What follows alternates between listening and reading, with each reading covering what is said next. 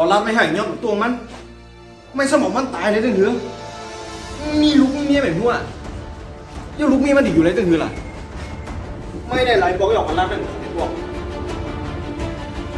มึงแค่ที่คืออะไรเอาไหม